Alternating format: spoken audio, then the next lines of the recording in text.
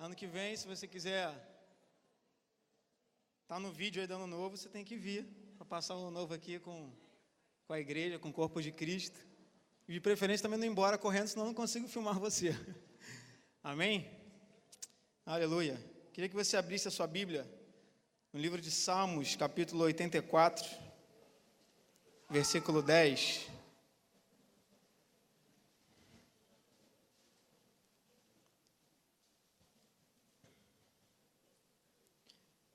Salmos 84, versículo 10, eu vou pedir que um irmão aí com voz de trombeta se colocasse de pé e leia para a gente essa passagem enquanto você acompanha na sua Bíblia.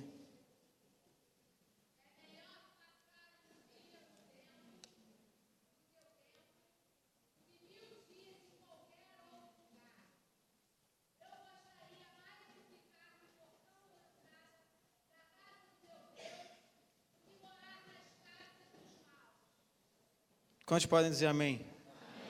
Amém. Amém. Querido, antes de mais nada, eu quero te dizer que todas as vezes que meu pai pede que eu ministre aqui,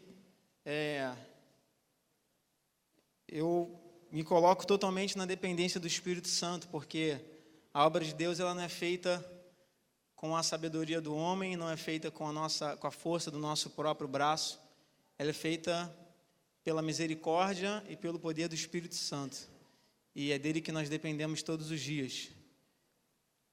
E eu queria que você abrisse teu coração para receber essa palavra, porque há muito tempo o Espírito Santo começou a falar comigo sobre isso, por ver, por estar na igreja, por ver como a gente reage a certas coisas, e por ele ter falado muito comigo, e eu estava vendo meu pai ministrando aqui nesse final de ano algumas coisas nesse sentido. Eu falei para ele que o Espírito Santo já tinha colocado essa palavra no meu coração, eu compartilhei com ele, ele pediu que ministrasse com a igreja. E essa passagem que a gente leu em Salmos, capítulo 84, é a passagem, o versículo-chave para essa mensagem, quando o salmista diz que ele só queria pedir uma coisa ao Senhor, que ele pudesse permanecer na casa de Deus todos os dias. Melhor é estar um dia, o salmista declarou, melhor é estar um dia em tua casa do que 1000 em outro lugar. Eu não vou nem te perguntar se você concorda com essa afirmação, porque eu sei que você vai concordar, né, obviamente, com a palavra de Deus. Mas reflita um pouco sobre essa afirmação, melhor um dia em tua casa do que 1000 em outro lugar, em qualquer outro lugar. E a primeira reflexão que eu quero te levar é: será que isso é uma verdade na nossa vida? Será que isso é uma prática na nossa vida? Eu vou te dizer bem especificamente como o Espírito Santo começou a falar no meu coração sobre isso que eu queria compartilhar com você nessa noite. Sempre quando chega esse período de final de ano, dezembro, janeiro, fevereiro, né, a gente percebe uma redução da frequência de membros na igreja, e de certa forma é até natural, porque principal mês que as pessoas tiram férias, viajam, né, vão descansar. E antes de mais nada, eu queria deixar bem claro aqui, que não existe problema nenhum em você tirar férias. Na verdade, a própria palavra de Deus declara que há tempo para todas as coisas debaixo dos céus. Então, há tempo de trabalhar e há tempo de férias, né? Há tempo de descansar, há tempo de chorar, há tempo de sorrir, há tempo de batalhar, há tempo de semear, há tempo de colher, há tempo para todas as coisas e há tempo para férias. E se você costuma ter essa prática de viajar com a sua família, de estar com a sua família viajando para algum lugar, isso é muito bom. Se você não faz, eu até queria te incentivar que você tirasse sempre um período do ano com a sua família para levar eles para algum lugar diferente, né? Se a tua condição financeira não te permite viajar, mas faça algo diferente com a sua família, invista tempo com a sua família, porque esse tempo investido é muito valioso e precioso para você, para os seus filhos quando eles forem mais velhos. Eu lembro de momentos assim que eu era muito pequeno, mas momentos de viajar com meus pais, momentos que eu chamo de momentos eternos, Porque às vezes a gente troca tanta coisa material, né? Se preocupa com tanta coisa material, e eu tenho certeza que no final da sua vida, lá no seu leito de morte, você não vai ficar pensando assim, aquela televisão de 42 polegadas que eu comprei no ano de 2012, puxa, você não vai lembrar disso, querido. Você não vai lembrar daquele sofá maravilhoso, super aconchegante, você não vai lembrar se o ar-condicionado do seu carro era geladinho, você vai lembrar de momentos que você passou com a sua família, com seus amigos, na casa de Deus, momentos que você viveu, e não que você adquiriu, comprou. Então, por isso que eu incentivo as pessoas a ter esse momento. Porém, existe uma prática que a gente tem percebido, que é no mínimo incoerente com essa passagem que a gente acabou de ler, que é o seguinte: eu falo assim, olha, mês de janeiro eu, pastor Rafael, pastor Nilber, pastor Aderson, pastores, esse mês de janeiro eu e Letícia nós estamos de férias. Aí o pastor Rafael me pergunta, poxa, que legal, Tiago, você vai viajar para algum lugar? Não, pastor, eu vou estar em casa mesmo. Eu vou estar até trabalhando, na verdade, mas eu vou estar de férias aqui da igreja, grupo familiar, quem vai estar fazendo as jabas é a Luciene, então se precisar de alguma coisa pode falar com eles, né? Mas esse mês a gente tirou para tirar férias da igreja.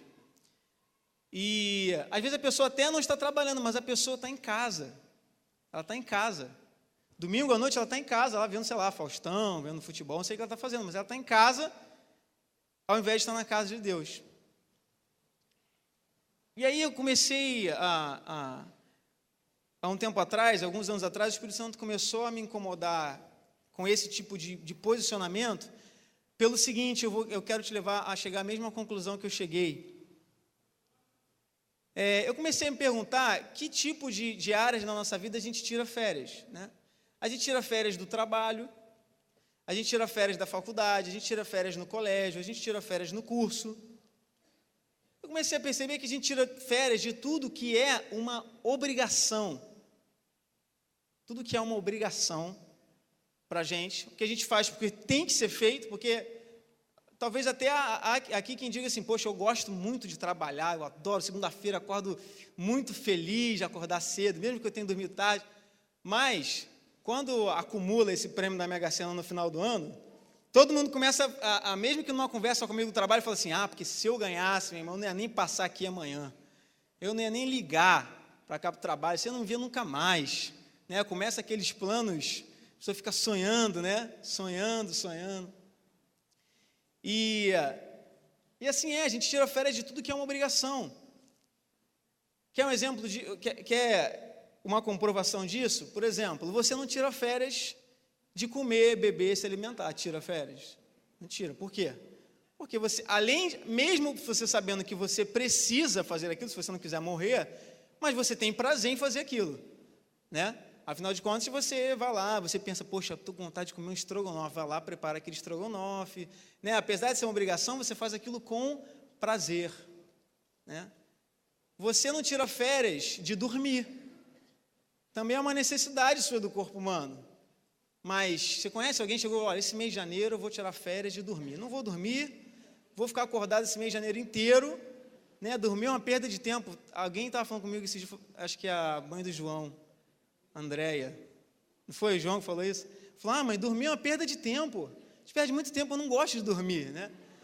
A média, para você ter uma ideia, a média nossa é que a gente dorme 1/3 da nossa vida, 1/3 da nossa vida, né?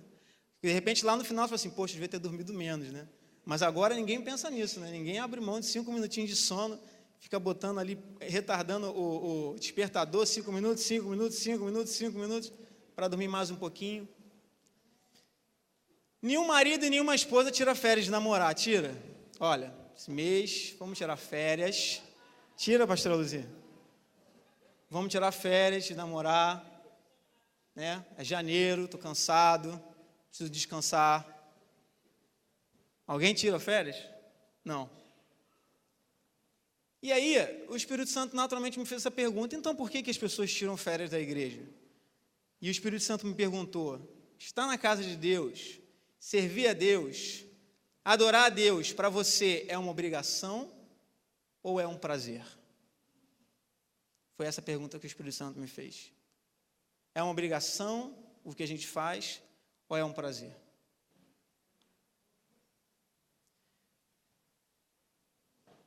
Não tem pai que tira férias do filho, né? Imagina, chega janeiro, pai leva o filho lá para larga na casa da sogra lá, fala, ó, deixa ele aí que eu não aguento mais, foi um ano inteiro cuidando dessa criança, agora fica aí contigo que eu preciso de férias do meu filho.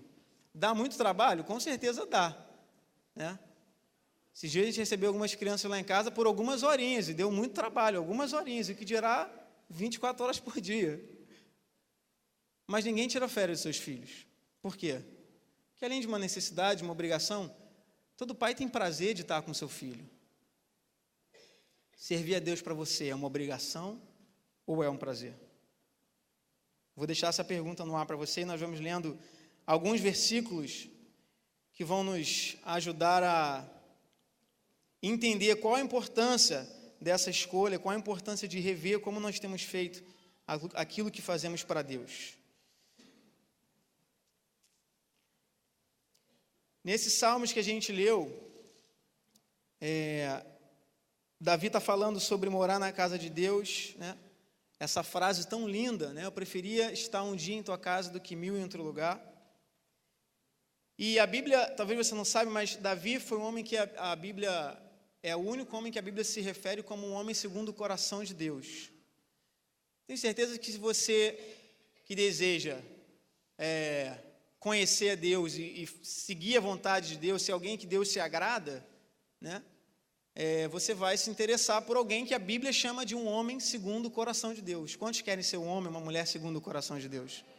Davi foi esse homem segundo o coração de Deus, apesar das suas falhas, mas ele foi um homem segundo o coração de Deus. Davi era um homem que conhecia o coração de Deus. Ninguém pode ser segundo o coração de Deus sem conhecer o coração de Deus. Davi era um homem de adoração, Davi era um salmista, era um adorador. Eu diria que um dos segredos de Davi, pastor Rafael aqui estava ministrando na ministração aqui das 18 horas, né, falando hoje sobre oração e adoração.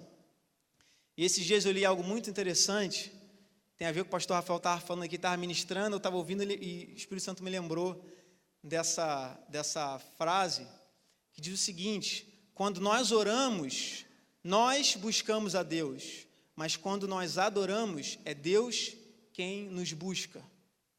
Sabe por quê? Porque a Bíblia diz que Deus está em busca dos verdadeiros adoradores, que o adorarão o Pai em espírito e em verdade.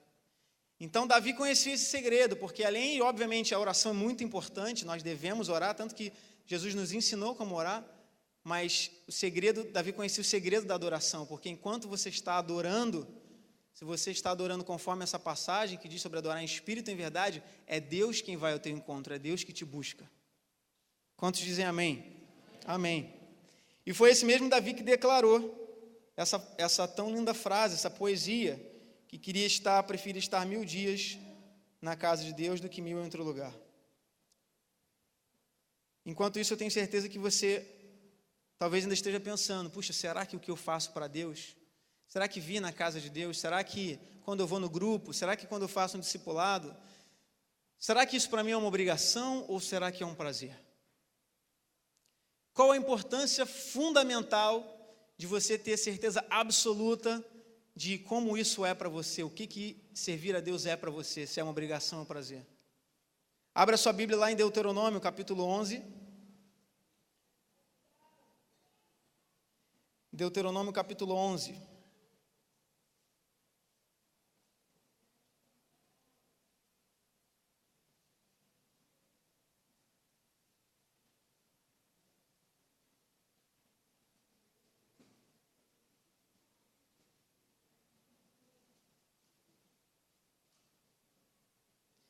Nós vamos ler do versículo 13 em diante. Deuteronômio capítulo 11. Vamos ler a partir do versículo 13. Todos acharam? Diga amém. Amém. Essa passagem aqui, esse trecho, a minha Bíblia tem como título Os Benefícios da Obediência.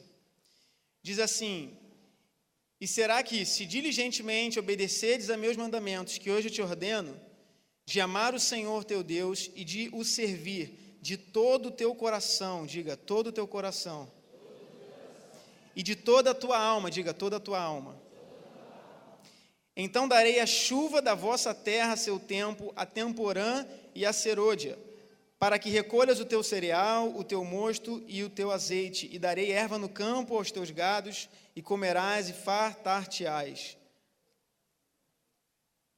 Final do versículo 15. Quantos já ouviram essa passagem que fala, esse trecho que fala, então darei a chuva à vossa terra, a tempo, fora do tempo, a chuva serôdia? Quantos já tinham ouvido essa passagem, esse trecho que fala sobre as bênçãos de Deus? Né? Deus está falando sobre o caminho da obediência, o caminho da maldição, mas tem um pequeno trecho aqui desse versículo, logo no versículo 13, que diz: diligentemente obedeceres meus mandamentos que hoje te ordeno, de amar o Senhor teu Deus e de servir de todo o coração e toda a tua alma. Eu queria que você guardasse esse trechinho, porque Deus depois vem descrevendo uma série de bênçãos que Ele tem para nós, para cada um de nós. Porém, além do trecho do versículo que fala, a primeira parte do versículo que fala sobre obedecer a palavra de Deus, Deus também fala sobre servir de todo o coração e de toda a tua alma. E aí eu te faço mais uma pergunta: será que é possível alguém fazer algo por obrigação, porque tem que ser feito, sem ter prazer naquilo, e fazer de todo o coração e de toda a alma? Tenta imaginar alguma coisa que você faça na tua rotina, no dia a dia, qualquer coisa que você faça, que você possa pensar, possa dizer assim: poxa, isso eu faço de todo o meu coração e de toda a minha alma. Será que você tem alguma coisa que você possa pensar, que você lembre e fala assim: poxa, isso aqui eu faço com todo o meu coração e toda a minha alma? Se você consegue lembrar de algo assim na tua vida, mesmo sem saber, eu posso te garantir que você não faz isso simplesmente por obrigação. Você tem prazer em fazer isso. Então, é impossível, com o entendimento nesses versículos que nós acabamos de ler, é impossível alguém servir a Deus de todo o coração, de toda a alma, e fazer isso com pesar no coração. Fazer isso simplesmente por obrigação. Fazer isso sem ter prazer naquilo que faz. Porque alguém que, na minha opinião, alguém que, mesmo estando em casa, mesmo estando aqui, querido, talvez aqui na rua de trás da igreja, abre mão de tudo aquilo que ele faz na casa de Deus, durante um período, estando em casa. Ele não viajou, ele não foi para lugar nenhum, ele está em casa. Alguém que abre mão disso, não pode ver isso como um prazer. Quantos concordam comigo? Diga amém. E qual é o risco? O que essa pessoa colhe com isso? Porque lá no versículo, quando fala a respeito das bênçãos de Deus, Deus fala sobre obediência, Deus fala e servir de todo o coração e toda a tua alma. São duas condições, não é apenas uma condição, não é apenas a obediência que Deus exigiu. Deus exigiu a obediência e Deus exige servir de todo o coração e de toda a tua alma. Será que o que nós temos feito para Deus, seja se você simplesmente vem aqui no culto aos domingos, se você simplesmente vai num grupo familiar, ou até mesmo se você é um supervisor, se você é um líder de grupo, pensa no teu discipulado, será que você tem feito isso de todo o teu coração e de toda a tua alma?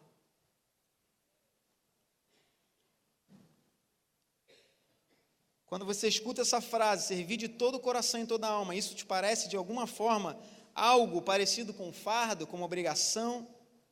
Tenho certeza que não. E aí não tem como você não se fazer duas perguntas. Será que essas bênçãos que Deus fala em Deuteronômio, sobre celeiros fartos, sobre a chuva a tempo e fora de tempo, será que essas bênçãos têm me acompanhado? E aí vem a segunda pergunta: será que eu tenho servido a Deus dessa maneira, nesse nível de dedicação que Deus nos ensina a servi-lo de todo o coração e toda a alma? Eu queria que você abrisse a tua Bíblia lá em Josué, capítulo 24, versículo 15. Vamos ver mais um exemplo disso que nós estamos falando.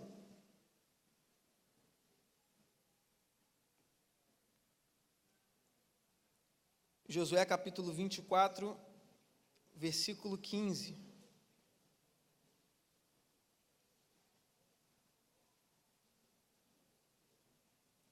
Essa passagem também é bem conhecida.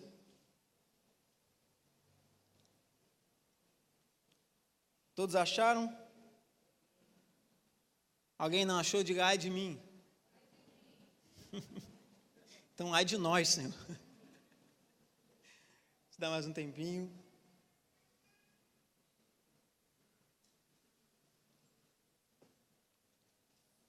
Você que é discipulador, líder de grupo, queria te orientar que você anotasse esses versículos aí, porque muitas pessoas certamente não estão aqui, pode ser que alguns dos teus liderados estejam nessa condição aí, e não para simplesmente puxar a orelha dele, mas porque você quer ver ele colhendo essas bênçãos de que fala lá em Deuteronômio, você quer ver a vida dele frutificando, então anota esses versículos para depois você ministrar aí sobre a vida dele também. Mas lá em Josué, capítulo 24, versículo 15, esse versículo diz assim, essa passagem também é bem conhecida: porém, se vos parece mal aos vossos olhos servir ao Senhor, escolhei hoje a quem sirvais, se os deuses a quem serviram os vossos pais, que estavam da além do rio, ou os deuses dos amorreus, em cuja terra habitais. Porém, eu e a minha casa serviremos ao Senhor. Quantos já ouviram esse versículo? Eu e minha casa serviremos ao Senhor. Amém. Foi Josué que declarou isso. Só que ele fala lá no começo. Isso é muito interessante, porque às vezes a gente grava o versículo, ou escuta só um trecho do versículo e não entende o contexto em qual ele estava escrito. E tem uma longa história que se descreveu aqui antes desse momento, mas eu queria te atentar para o começo do versículo, que ele fala assim, olha, se parece ruim para você servir a Deus, então você pode escolher servir aos deuses dos teus pais, ou Deus dos amorreus. Ele começa falando sobre isso. Se te parece ruim, então você escolhe hoje a quem você vai servir. Porém, eu e a minha casa, nós serviremos ao Senhor. Olha a profundidade disso que Josué está declarando. Josué não falou assim, olha, se o outro Deus lá te atrai mais. Ele falou, se te parece ruim servir a Deus, a esse Deus, então, meu irmão, escolha outro Deus, mas eu e minha casa, nós serviremos a esse Deus. Josué começa esse versículo falando sobre isso. Se te parece mal servir ao Senhor, então ele fala, escolham hoje a quem vocês vão servir. Sabe o que eu entendo, a profundidade do que Josué disse aqui? Meu irmão, se te parece ruim, então toma o teu caminho e vai para outro lugar. Porque aqui não é o teu lugar. Servir esse Deus achando que é ruim servir a Ele. Em outras palavras, Josué disse, meu irmão, sai daqui, vai embora, vai, se você acha que é ruim servir, então vai lá fora. O que eu entendo que estava no coração de Josué, talvez fosse assim, olha, vai lá servir ao Deus dos teus pais e depois você volta aqui para me dizer como é que foi. É óbvio que Josué não precisava, ele já tinha visto tudo que Deus, as maravilhas que Deus tinha feito, porque nesse momento aqui, Deus já tinha feito tudo aquilo, tirar o povo do Egito, as bênçãos no meio do deserto, tudo aquilo. E aí Josué fala, te parece ruim servir esse Deus? É com pesar que você serve esse Deus? É um fardo para você? E Josué no final afirma, porém eu e minha casa serviremos ao Senhor. Eu e minha casa, nós serviremos a esse Deus. Foi isso que Josué declarou. E eu creio que Josué, quando fala sobre isso, no coração de Josué estava a oferta de Caim e de Abel. Eu vou te explicar por que eu quero falar sobre isso, é uma parte muito importante dessa mensagem também. A oferta, se você quiser anotar, a passagem que fala sobre a oferta de Caim e Abel está lá em Gênesis 4, versículo 2 a 7, mas eu tenho certeza que todos conhecem a história de Caim e Abel. Duas ofertas que foram dadas, porém uma o Senhor recebeu e a outra ele não recebeu.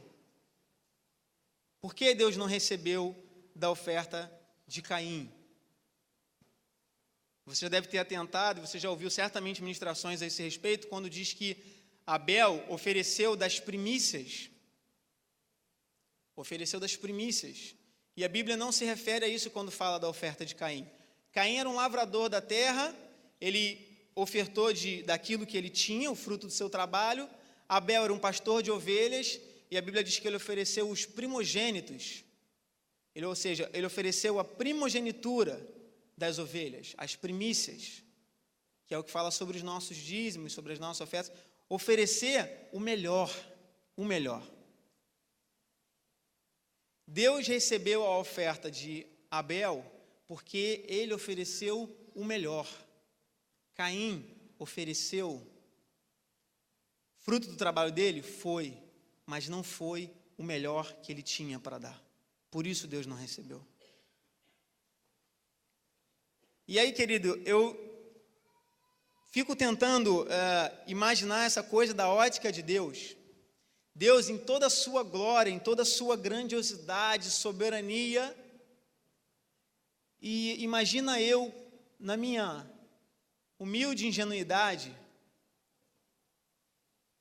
vamos tentar botar isso de uma coisa bem natural, vamos imaginar que Deus é um rei, a terra inteira é uma nação apenas, Deus é esse rei, e todos nós temos que, ao longo do ano, ir até o reino de Deus, lá diante da presença desse rei, e oferecer um presente para Deus. Imagina a terra inteira oferecendo alguma coisa para Deus, quanta coisa Deus não ia receber, né? E aí você chega a tua vez lá de oferecer algo para Deus, né? O mensageiro anuncia, Deus, Senhor, agora quem vai entrar é Tiago, lá do Brasil, do Rio de Janeiro, ele quer te oferecer aqui. Pô, tudo bem, pode mandar ele entrar, seja bem-vindo, Tiago. E eu vou me ajoelhar na presença de Deus. E aí eu ofereço para Deus qualquer coisa. Você acha que Deus, na sua grandiosidade, na sua soberania, sendo quem Ele é, você acha que Deus seria capaz de aceitar qualquer coisa? Eu vou voltar a pergunta para o seu lado, para o nosso lado agora. Será que Deus merece qualquer coisa? Ou Ele merece a oferta de Abel, o melhor que ele tinha para dar?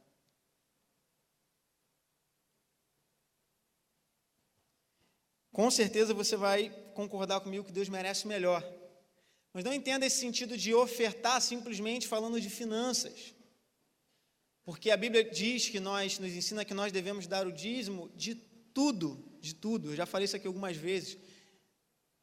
Que a gente aprendeu com o pastor Walter Oliveira que tudo só é tudo quando é tudo. Porque se não for tudo, não é tudo. Então, se Deus diz que a gente tem que dar o dízimo de tudo, se eu tenho algum talento, que foi Deus que me deu, certamente, eu entendo que eu tenho que dar o dízimo desse meu talento para Deus. Se eu tenho algum dom, se eu tenho algo que Deus colocou em mim de bom, o meu trabalho, eu tenho que dar o dízimo disso para Deus. Eu tenho que dar o dízimo disso para Deus. Então, esse Deus, veja Deus agora recebendo, vamos voltar lá para o começo da conversa, esse irmão ou irmã que faz essa obra com fardo, com peso, faz porque tem que ser feito. Ele não está fazendo aquilo com prazer. Quem não faz algo com prazer, é impossível dar o seu melhor. Você pode trabalhar numa empresa, você recebe o seu salário, mesmo você considerando um salário digno, se você não tiver prazer naquilo que você faz, é quase impossível, se não impossível, você dar o seu melhor. E a gente aprende lá no começo, lá em Gênesis, lá em Caim e Abel, que Deus só quer receber aquilo que é o melhor. Por quê? Porque Deus se for besteirinha, nem sai da minha frente, nem quero ver, não. Vai embora. Não, sabe por quê? Porque a Bíblia diz, tudo aquilo que você semear, isso você também ceifará. Querido, Deus, eu tenho certeza que Deus nunca ia permitir. Por isso que eu acredito que Deus não aceita, por isso que eu acredito que Deus não aceitou aquela oferta de Caim. Porque quem semeia qualquer coisa, vai colher qualquer coisa. Pastor Walter de Oliveira falou sobre isso para a gente também com muita propriedade. Ele falou sobre quando, por exemplo, tem um apelo para você trazer roupa para o bazar, para doar, de repente, para as pessoas mais necessitadas. Ele falou, o que mais aparece geralmente é meia furada, é calça rasgada, é blusa manchada. Ele falou, meu irmão, e as pessoas fazem isso achando que estão, poxa, olha, dei 3 sacos de roupa. Está semeando miséria. Quem semeia miséria vai colher o quê? Miséria.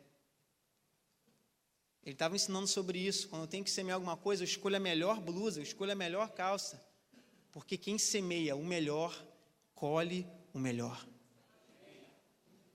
E, querido, eu creio que é isso que Deus está querendo nos ensinar. Foi isso que Deus colocou no meu coração. Como eu posso receber algo que não é o melhor que você tem para me oferecer? Eu não quero que você colha qualquer coisa, eu quero que você colha o melhor. Deus quer que você colha o melhor. É isso que Deus sonha para cada um de nós. Deus não sonha para o seu filho colher qualquer coisa, colher miséria, colher, sabe, o tempo que sobra, o tempo que resta. Quem é que deseja ter um relacionamento que a pessoa só vai investir para você? Imagina, um marido, uma esposa que ele só te dá o tempo que resta, o tempo que sobra. Quem gostaria de receber isso? Ninguém. Recebendo esmola. Será que o que você tem dado para Deus é esmola do seu tempo? Esmola da sua dedicação? Você faz todas as suas outras atribuições e quando sobra tempo você faz algo para Deus? Ou quando é a hora de fazer algo para Deus, você está cansado demais para fazer algo para Deus? Será que você tem semeado esmola diante de Deus? Algo muito interessante que eu li, não vou lembrar o nome do pastor, mas ele falou algo muito interessante. Quem tem Facebook aqui, Twitter ou Orkut, qualquer coisa dessa? Quem tem? Levanta a mão. Todo mundo com medo já, né? Quem tem Facebook? No meu Facebook tem 1000 e poucos amigos, não é possível que só tenha isso de Facebook. Quem tem Facebook, levanta a mão. Alguma rede social, melhorou. E esse pastor falou assim, olha que interessante que ele falou. O maior benefício que o Facebook trouxe para a igreja de Cristo é que quando chegar aquele grande dia, ninguém vai poder dizer para Deus que não teve tempo de orar. Já parou para pensar nisso? Para pensar só nessa última semana. Quanto tempo? Vou nem parar para pensar nisso. Vamos mudar de assunto. Quanto tempo você tirou para orar? Agora imagina se Jesus volta agora e fala assim, meu filho, por que você não orava, não lia a palavra de Deus, não me buscava? Aí, querido, você pode inventar a desculpa mais mirabolante que você imaginar. Aí Deus bota no telão tua página do Facebook. Olha lá, você postou segunda, terça, quarta, quinta, postou que foi almoçar, postou que foi dormir, postou que acordou, postou que... Só não postou que leu a Bíblia. Entenderam o que essa frase quer dizer? Ninguém vai poder dizer para Deus que não teve tempo de orar. Tem problema nenhum você ter Facebook, mas, querido, se você tem, você já entendeu no problema que você se meteu, né? Entendeu o problema, a situação que você se enquadrou?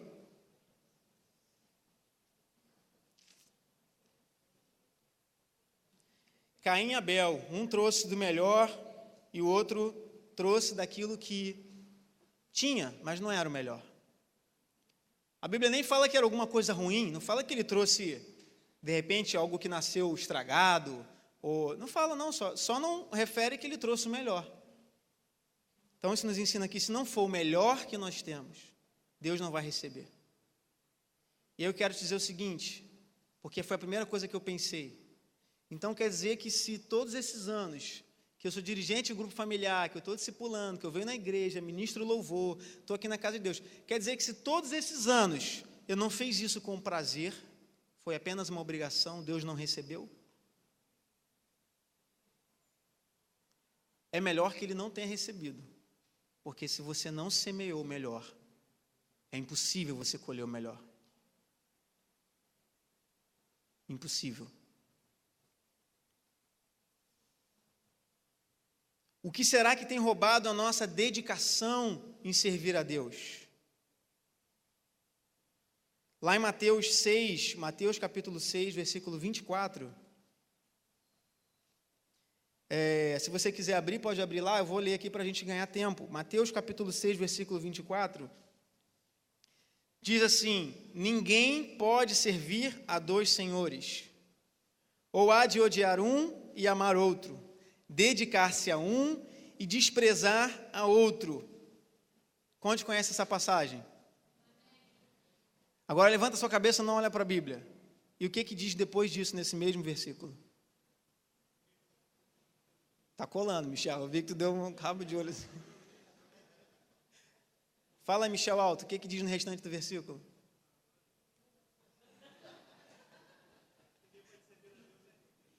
Ninguém pode servir a Deus e às riquezas. Porque a gente ouve muito essa passagem. Ninguém pode servir a dois senhores. Há de odiar um e amar outro. Dedicar-se a um, desprezar a outro. Você pensa, dois senhores, é Deus e o diabo, né? E Deus no final, e Jesus falando no final, fala: não podeis servir a Deus e às riquezas. É por isso que Jesus falou para aquele homem, falou: olha, você quer me seguir? Então vende tudo que você tem e me segue. E aí ele, Jesus, espera aí, eu quero seguir, mas vamos com calma, né? Não é bem assim. Vou ficar seguindo só no Twitter, então vai lá, Jesus, que Deus te abençoe. Por quê? Porque ninguém pode servir a Deus e às riquezas. E aí vamos voltar aqui que diz lá: ou há de amar um e odiar outro. Eu acredito que muita da nossa dedicação em servir a Deus tem sido roubada por essa busca incessante por riquezas. Busca incessante por riquezas. Sabe que hoje de manhã, quando meu pai estava ministrando, o Espírito Santo começou a colocar algo no meu coração que com certeza em breve vai render mais uma palavra. E eu estava lembrando quando Paulo fala sobre aquela passagem tão bonita, ele fala assim: combati o bom combate, acabei a carreira e guardei a fé. E eu fiquei pensando assim, Paulo chama, porque Paulo tinha uma vida profissional antes de seguir a Deus. Ele não se aposentou naquela hora, ele não estava se aposentando do exército, ele estava se aposentando, era o final da vida dele como apóstolo, como discípulo de Cristo, estava no final da sua vida. E ele se refere a essa vida com Jesus como a sua carreira. Se eu te perguntasse, qual é a sua carreira? Você fala, não, trabalho com administrativo, trabalho com telecomunicações, seja qual for, você vai certamente pensar na sua carreira profissional. E Paulo está se referindo ao seu trabalho para Deus como a sua carreira. Olha que lindo isso. E aí sabe o que o Espírito Santo começou a me falar? A gente trabalha tanto pensando na nossa carreira aqui, só que toda essa montanha de dinheiro que você vai conseguir juntar, por maior que ela seja, quando você entrar lá na eternidade, que é onde você vai passar o resto da sua vida, todo esse salário que você recebeu nessa carreira aí, lá em cima não vai valer de nada. Agora, se você tiver uma carreira aqui na terra, onde o seu salário é depositado lá no céu, quando você chegar lá naquele grande dia, meu irmão, sua conta bancária vai estar recheada lá em cima, de uma moeda que vale lá em cima. E as pessoas têm se prendido a riquezas, às vezes 2, 3 trabalhos. Você tem que trabalhar? Tem que trabalhar. Infelizmente, para viver nesse mundo, tem que trabalhar. A não sei que você seja filho de alguém muito rico, com muitas propriedades, né? Se for esse caso, você, por favor, me procure no final do culto, que eu queria muito conversar com você. Mas a grande realidade é que nós temos que trabalhar. Mas a Bíblia fala sobre a gente juntar tesouros aonde? No céu. No céu. Então, querido, eu não sei você, mas a forma como meu pai me criou, olha, eu posso dizer para você, diante de Deus, que mesmo estando lá no meu trabalho, fazendo alguma coisa, mas a minha cabeça está aqui na igreja, o tempo todo. Minha cabeça está aqui na igreja, minha cabeça já está pensando assim, essa semana, será que vai chegar domingo que vem, a gente ainda vai estar com a decoração de Natal pendurada, aquelas luzinhas piscando, que os irmãos não conseguem prestar atenção na palavra, ficam olhando a luzinha piscando, lembrando da rabanada ainda. Eu fico o tempo inteiro e não pense que quando eu esqueço, o Espírito Santo usa o meu pai para me lembrar. Chega algum e-mail, Thiago, tem que ver lá a tinta que vai pintar a fachada, manda o desenho para não sei quem, o irmão vai abrir a igreja lá, manda logo da igreja para ele lá. Mas, querido, eu quero dizer que eu faço isso com muito prazer, com muito prazer. Porque, ao contrário do que eu faço lá, que só vai deixar a conta bancária do meu chefe lá maior, isso que eu faço, a gente está falando de vidas, de almas, de famílias, de um marido que batia na esposa e agora não vai bater mais, de um filho que talvez fosse embora de casa e não vai mais embora, de um filho que tinha tudo para se encaminhar para o caminho das drogas, da bandidagem, mas não vai mais. Por quê? Porque você está se dedicando ao reino de Deus. Você está se dedicando ao reino de Deus. Nós devemos servir a Deus com alegria.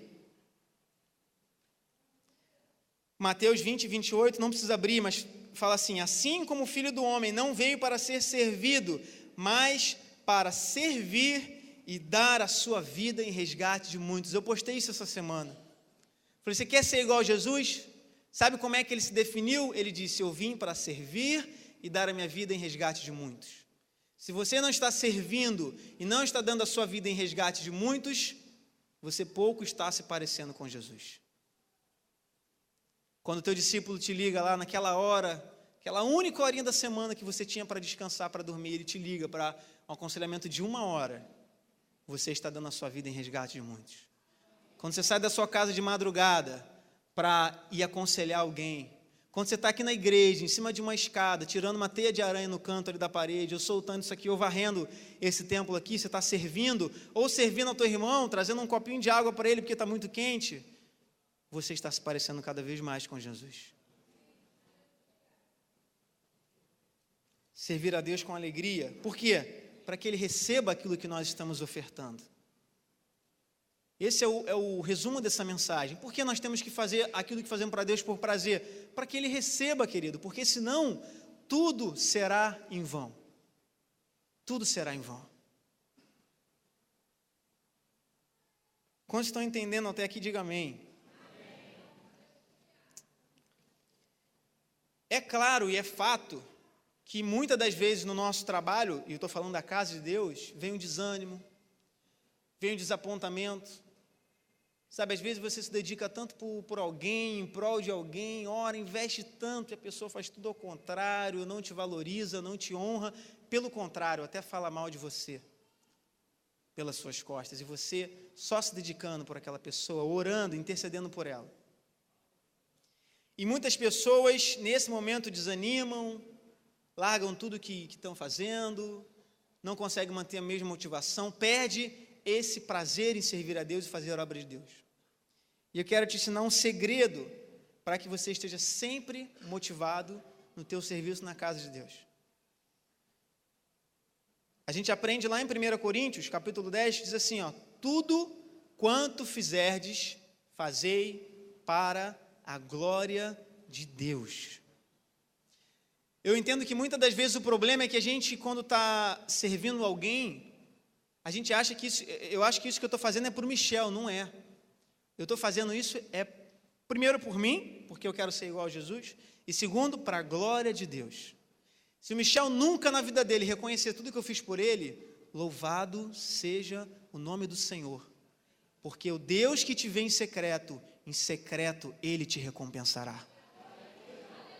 O que nós fazemos, apesar de lidar com homens, com pessoas, não é para homens e pessoas, nós fazemos para Deus, é para Deus. E Deus, eu vou te dizer uma coisa, Ele é a pessoa mais justa que você vai conhecer na sua vida inteira. Ele nunca vai ser injusto com você, por todo o teu esforço, por toda a tua dedicação. Ao mesmo tempo, Ele também não vai ser injusto com você, se você não serviu com a mesma dedicação, com o mesmo empenho, com o mesmo prazer e o mesmo amor do teu irmão que está ao seu lado, não queira colher a mesma coisa que ele, porque senão Deus estaria sendo injusto com ele. Então se dedique, se doe pelo reino de Deus, se desgaste, doe a sua vida, como Jesus mesmo disse, eu vim para doar a minha vida, dar a minha vida em resgate de muitos. Se desgaste pelo reino de Deus, se desgaste pela causa do reino do Evangelho. Nós só nos decepcionamos quando nós fazemos algo esperando o reconhecimento das pessoas. Sabe por quê? Normalmente quando alguém, eu fico sabendo de alguém que ou está querendo sair da igreja, ou saiu da igreja, não para ir para outro ministério, mas saiu, abandonou o reino de Deus. Sempre que eu tenho uma oportunidade, eu faço uma pergunta para ela, falo assim, o que Deus fez para você ir embora da casa dele? Eu vou te dizer que 100% das vezes que eu fiz essa pergunta, Deus não tinha feito nada, tinha sido alguém. Ah, porque aquela pessoa falou isso e me feriu. Ah, porque fulano fez isso comigo. Eu falei, a casa é do fulano ou a casa é de Deus? Você estava lá por causa dessa pessoa ou você estava lá por causa de Deus? Eu quero te abrir o teu entendimento sobre isso, porque quando vem essa decepção é porque a gente está olhando para o lugar errado. A gente está esperando a recompensa no lugar errado. O que nós fazemos, se é para Deus, quem vai nos recompensar, quem vai te honrar, é Deus, querido. É Deus. Mesmo que não seja nessa vida, mas saiba que lá na glória existe um galardão esperando por você. Toda lágrima, cada minuto que você passou cuidando de outras vidas, se dedicando à casa de Deus, que você estava aqui no mutirão, cada minuto, cada segundo desse, cada suor, cada lágrima, cada gota de sangue que você derramou, tudo isso, nada disso, aliás, foi esquecido por Deus. Nada disso foi esquecido por Deus. E Ele não vai te decepcionar. Não vai te decepcionar. Melhor um dia em teus atos do que 1000 em outro lugar. Aí, querido, eu queria fechar essa mensagem lendo um texto que eu já li aqui num Tadel um tempo atrás. Alguém que eu sei que com certeza lembra disso, porque volta e meia ele me lembra, é o Carlos. É um texto que fala sobre o sambista de Jesus. Está lembrado, Carlos, disso? Quantos lembram desse texto, sambista de Jesus? A gente está chegando próximo do período de carnaval. Guanabara não deixa a gente esquecer, porque no dia 2 já estava passando carnaval no Guanabara. Eu falei, meu Deus, ainda tem rabanada aqui em casa, o Guanabara está falando do carnaval. É assim que funciona para você comprar. E quando acabar o dia seguinte, o carnaval, pode ter certeza que já vai vir anúncio de Páscoa já. Páscoa no Guanabara, chocolate, já vai ter ovo pendurado.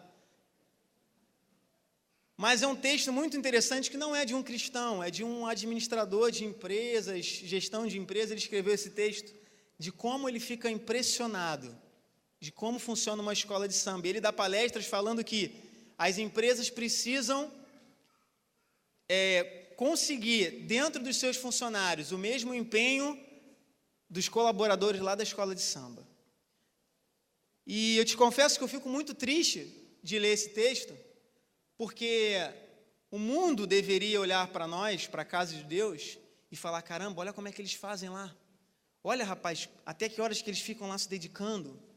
Poxa, quem dera que... A escola de samba tinha que olhar para a gente e perguntar, como é que vocês conseguem reunir tanta gente para fazer isso tudo em tão pouco tempo? Mas, infelizmente, a gente olha para lá, como meu pai estava falando hoje de manhã, da torcida do Corinthians, né? Os caras venderam carro para comprar passagem para ir para o Japão. Outro pediu demissão no emprego, pegou a rescisão, comprou bandeira, comprou a passagem e foi para o Japão. Quando voltar, vê como é que fica, arruma outro emprego, vê se arruma, se não arruma. E eu queria ler com você rapidamente esse texto para que a gente pudesse orar, porque isso aqui é um desafio para a gente. Porque não deveria ser assim, a gente não deveria olhar para o mundo e, infelizmente, ter um exemplo de dedicação e serviço. O mundo que devia olhar para a gente e ter esse exemplo de dedicação, de se doar por uma causa. O sambista de Jesus. Quem escreveu esse texto foi Flávio Toledo, um grande mestre em organização empresarial. Um certo grupo estava numa sessão de treinamento e ele, pensativo, comentou: a mais perfeita empresa, a mais surpreendente que eu conheço do ponto de vista operacional é a escola de samba. Ante ao espanto da plateia, ele continuou: que outra instituição desse mundo conseguiria capitalizar todo o esforço de 10.000 sambistas, moradores do Morro da Mangueira e arredores? Eles comparecem pontualmente durante semanas ao mesmo local. Ensaiam coreografias, decoram a letra e a melodia de sambas complicadíssimos, fazem pesquisas históricas, concebem coreografias hollywoodianas, confeccionam milhares de adereços e organizam centenas de costureiras num barracão que é um primor de linha de montagem. Os sambistas lidam com milhões de dólares e pagam a fantasia do próprio bolso. Além disso, vou fazer uma pausa aqui. Quanto é, pastora, quanto é o Retiro Vida Vitoriosa? R$190. Se você já desfilou na escola, tenta lembrar quanto você pagou na fantasia. Eu nunca desfilei, mas eu tenho certeza que é mais caro que isso. Os sambistas lidam com milhões de dólares e pagam a fantasia do próprio bolso. Além disso, obedecem cegamente às ordens dos fiscais. Chegam sem atraso à concentração e ajudam a empurrar os carros alegóricos. Aí sambam por 1 hora e ainda choram se a escola perde. É incrível e muito mais complicado organizar uma escola de samba do que a General Motors. E prosseguiu em sua insólita comparação. Por que é que uma funciona com a perfeição de um relógio suíço e a outra não? Ele mesmo deu a resposta. É que numa escola de samba, os objetivos e valores dos sambistas são rigorosamente os mesmos da diretoria. Todos querem a mesma coisa, desfilar bem. O gerente do banco precisa convencer o seu atendente de que tratar bem o cliente é uma coisa importante. Já o diretor da escola de samba, ele não precisa convencer nenhum sambista da necessidade de sambar bem. Esse desejo já é dele. Imaginemos um sambista que divide o seu tempo entre trabalhar durante o dia numa repartição pública e à noite sambar. No emprego, os seus valores são opostos aos do chefe. Se puder, ele dorme um pouco mais, chega atrasado, tira 40 minutos para o café, leva 2 jornais para ler no banheiro, arranja atestado médico para faltar e deixa um paletó para espaldar na cadeira e sair do escritório para cuidar dos assuntos particulares. Ameaças, conselhos, nada vai mudar o seu procedimento. Por quê? Porque ele não acredita nos valores da empresa que ele trabalha. Às 4h30, alegando para o chefe que ele tem que ir no dentista, ele larga o trabalho. Pega duas conduções, chega apressado em casa para pegar o tamborim e deixa de jantar para não chegar atrasado no ensaio na quadra de samba. O ensaio termina à 00:30, mas ele fica um pouco mais para ajudar na limpeza. Sai à 1h30 exausto, contente, já pensando na desculpa que vai arranjar para chegar atrasado no escritório no dia seguinte. É a mesma pessoa, na repartição trabalha mal, na escola de samba ele trabalha de graça e se esforça. Por que o paradoxo?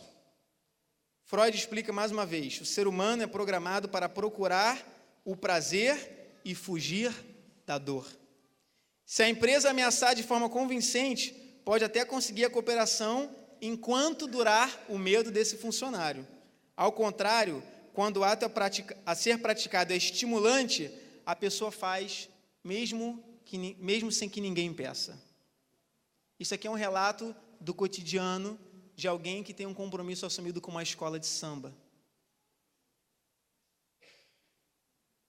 Eu não sei o seu coração, mas o meu fica pesado em saber que um sambista que tem um compromisso com uma escola de samba, tudo que ele faz ao longo daquele ano é para 1 hora de desfile, para aparecer para um grupo de pessoas, para no final daquilo tudo talvez ganhar um troféu e o prêmio de campeão. Se dedique mais do que eu e você, que assumimos um compromisso com Deus, com o reino de Deus e com alguém que se entregou numa cruz e deu a sua própria vida por mim e por você.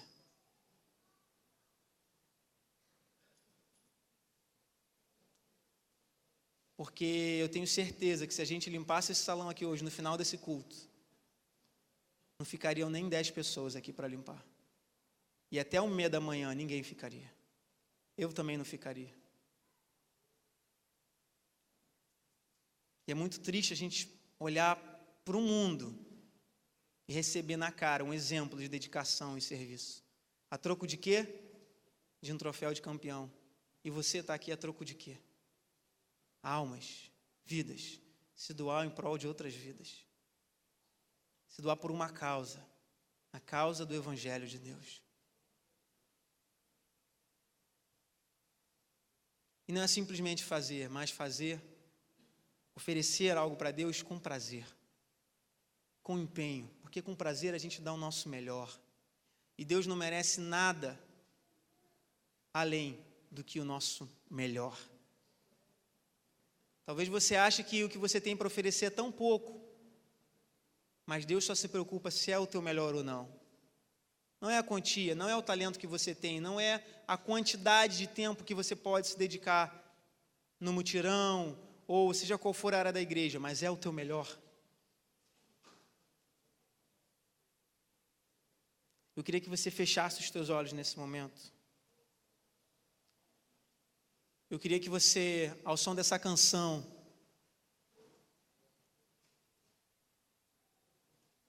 eu queria que o Espírito Santo já falou contigo assim como ele falou comigo.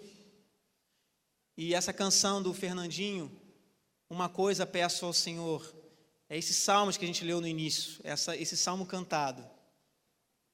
Enquanto essa canção é ministrada, o Espírito Santo vai falar contigo e eu queria que você falasse com Deus também.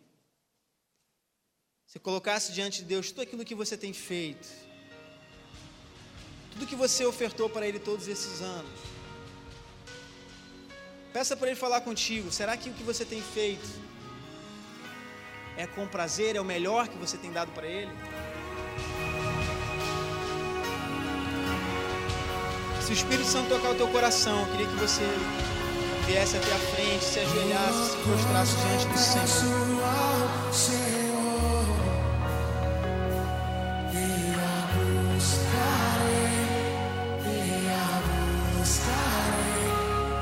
Os meus pés estejam em tua casa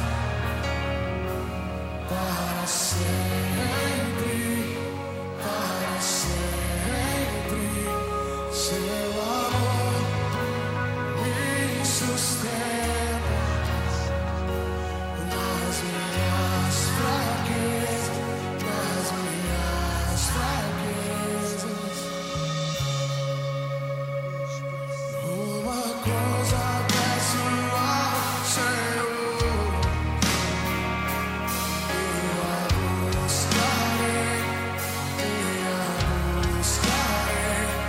que os meus pés estejam em tua casa para sempre, para sempre.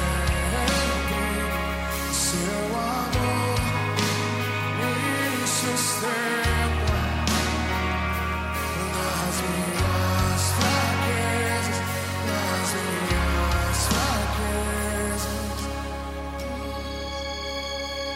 O Senhor,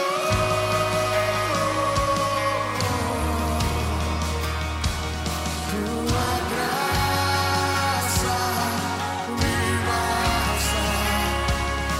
O Senhor,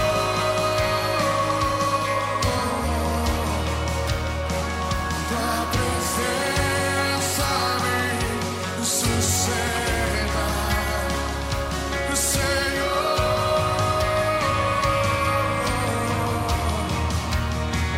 tua graça me basta. O Senhor, tua presença me sustenta. O Senhor, tua graça me basta. O Senhor,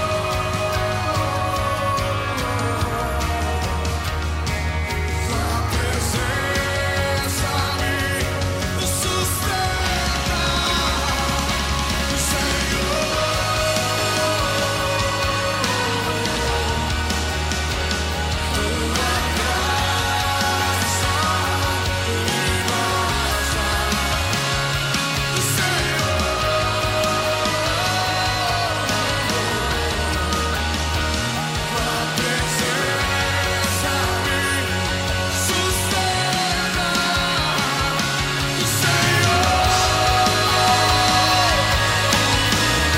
tua graça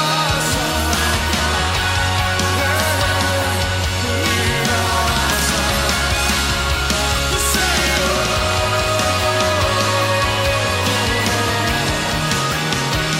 tua presença me sustenta. Senhor, nós queremos te oferecer aquilo que temos de melhor. Queremos te entregar aquilo que tu merece, aquilo que tu é digno de receber. Nos perdoa, Senhor, se temos entregue aquilo que não é o melhor. Se temos feito para Ti, Senhor, algo por obrigação, algo, Senhor, por pesar, algo, Senhor, como um fardo, Senhor, porque não é assim que nós devemos Te servir, Pai. Nós queremos Te servir, Senhor, de todo o nosso coração, de toda a nossa alma,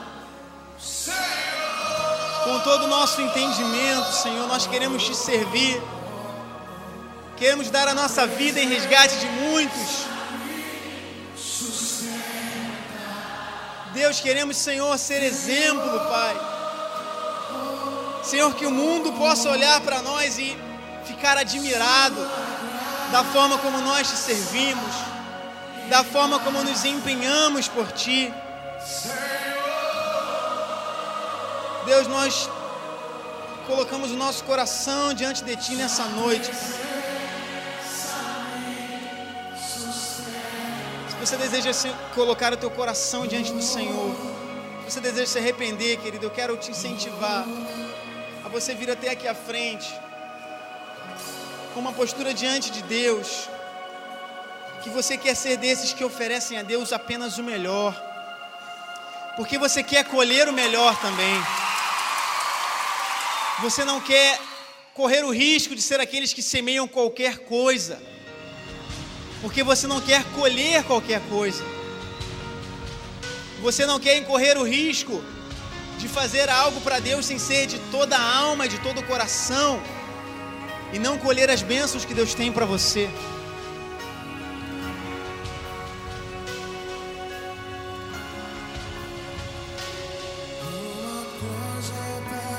Que isso seja uma verdade em nossas vidas, que possamos declarar não como hipócritas, mas como quem vive esse versículo. Senhor, eu prefiro um dia em Tua casa do que 1000 em outro lugar, Senhor, porque é a Tua presença que me sustenta, porque a Tua graça me basta, Senhor.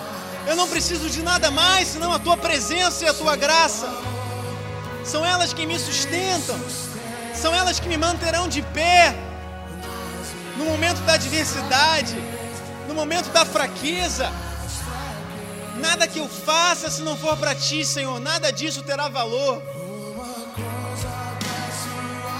Deus, que possamos, assim como Paulo, construir uma carreira, que a nossa carreira seja, Senhor, servir a Ti, que a nossa carreira seja no Evangelho, que a nossa carreira seja no reino de Deus, porque o nosso salário será pago na eternidade, e é onde nós vamos passar o resto da nossa vida, na eternidade contigo, Senhor. Oh Deus, nos ajuda, Pai. Abra o nosso entendimento, abra o nosso coração. Queria pedir ajuda dos pastores que pusessem as mãos sobre esses irmãos que estão aqui na frente. Não saia daqui até que você receba uma oração dos nossos pastores.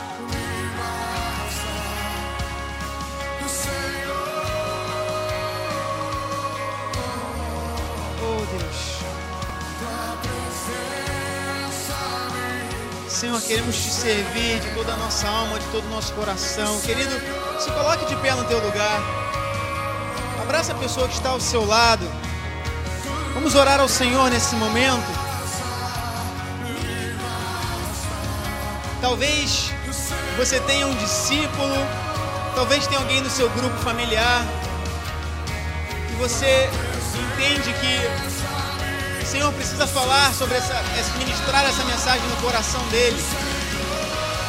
E a oração do justo muito pode em seus efeitos. Então, ore nesse momento pelos teus discípulos, pelos teus liderados. Ore pela igreja de Cristo, para que nós sejamos essa igreja que faz a diferença. Essa igreja que serve ao Senhor de todo o coração, de toda a sua alma. Essa igreja chamada para servir como Jesus, se humilhando, servindo aos seus irmãos e irmãs. Oh Deus, fala conosco nessa noite, Senhor. Fala com a Tua igreja, Pai. Fala com cada um de nós, Senhor. Oh, Deus, perdoa, Senhor, se em algum momento da nossa caminhada nós ficamos frustrados, ficamos magoados, ficamos, Senhor, decepcionados, porque estávamos esperando o reconhecimento de homens, de mulheres, Senhor. Mas nós queremos olhar para Ti, Senhor. Nós queremos receber a nossa recompensa de Ti, Senhor. Tudo que nós fazemos é para a Tua glória, é para o Teu reino, é para o crescimento do reino de Deus, para o avanço do reino de Deus. Oh, Jesus.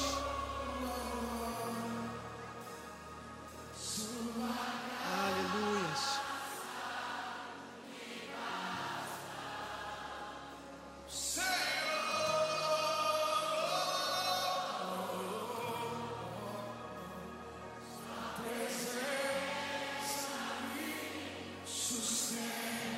Tua presença nos sustenta, Senhor.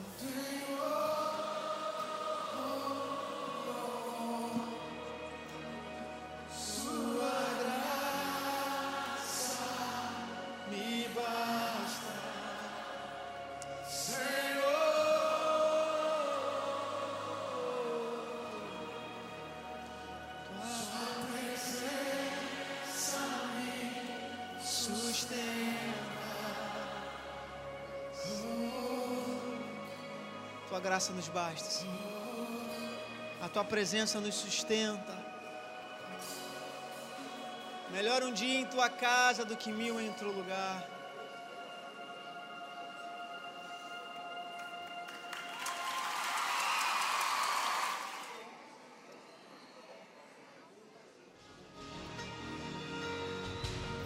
Querido, eu queria falar com você agora que ficou aí no seu lugar.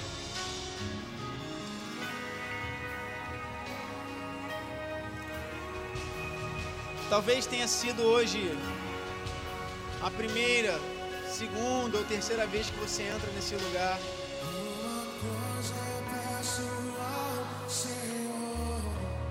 E você ouviu essa ministração sobre servir a Deus.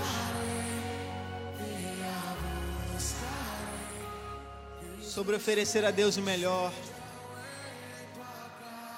Querido, nesse momento, eu queria falar para você que nunca convidou o Senhor para entrar no seu coração e fazer morada na sua vida. Você que nunca aceitou o Senhor como nunca aceitou Jesus como seu Senhor e Salvador. Talvez você diga: mas eu tenho Deus no meu coração. Eu quero te dizer que Jesus nunca entrou num lugar. Deus, Ele não arromba a porta de ninguém. Deus não entra em lugar sem ser convidado. Porque Deus nos deu livre-arbítrio. Embora tenhamos sido criados para viver com Ele, mas Ele nos dá o direito de escolha. E eu quero nessa noite te dar a oportunidade, se você nunca convidou o Senhor Jesus para entrar no seu coração, eu quero te dar essa oportunidade nessa noite. De dizer: sim, Senhor, eu quero abrir o meu coração para que você possa entrar na minha vida, fazer morada, escrever uma nova história para mim, para minha família, para minha casa. Essa é a decisão mais importante que você pode tomar na sua vida. E nenhum de nós sabemos o que vai nos acontecer no dia de amanhã. Ninguém sabe se amanhã o seu coração vai parar de bater ou não. Por isso, não deixe para amanhã essa decisão que você pode tomar hoje. Aleluia, já temos uma corajosa vindo aqui na frente. Se você deseja abrir o seu coração, se você deseja dizer nessa noite: Senhor, eu quero abrir o meu coração para você entrar na minha vida, eu queria que você viesse até aqui à frente, com um ato público de fé. Aleluia, pode aplaudir. Com um ato público de fé. Tem mais uma corajosa vindo lá. Um ato público de fé, dizendo diante de Deus, de todas essas pessoas: eu quero que Jesus entre na minha vida. Saiba que Jesus tem uma nova história para escrever na sua vida.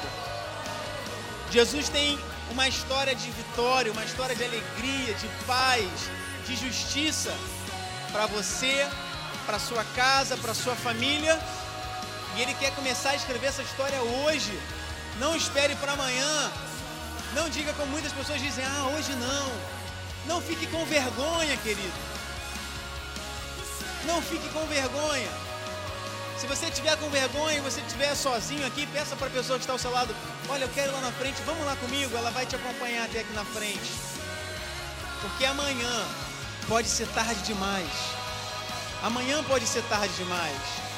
Esse problema que você está enfrentando, essa luta que você está enfrentando, essa situação sem saída que você está enfrentando, o que você está esperando para resolver ela? Porque Deus, Ele é poderoso para fazer muito mais do que aquilo que nós pedimos ou do que aquilo que pensamos. E é isso que Ele tem para você. É isso que Ele tem para cada um de vocês que tomaram essa decisão, estão tomando essa decisão nessa noite. Eu queria perguntar o nome de vocês. Como é que é o seu nome? Hildenberg. Hildenberg. Ingrid. E a Jaqueline. Hildenberg, Ingrid e Jaqueline. Quero dizer para vocês que essa decisão que vocês estão tomando hoje é a decisão mais importante da vida de vocês. E vocês nunca vão se arrepender dessa decisão, porque a partir de hoje, Deus vai entrar no coração de vocês. A partir de hoje, com esse convite que vocês estão fazendo, Ele pode fazer morada no coração de vocês. E a partir de agora, o Espírito Santo vai habitar dentro de vocês e ajudar vocês em tudo que vocês vivenciarem daqui para frente. Eu queria falar com vocês rapidamente sobre 5 passos importantes. O primeiro passo importante é amar a Deus e o seu semelhante. Nós falamos sobre isso hoje. Você precisa amar a Deus sobre todas as coisas.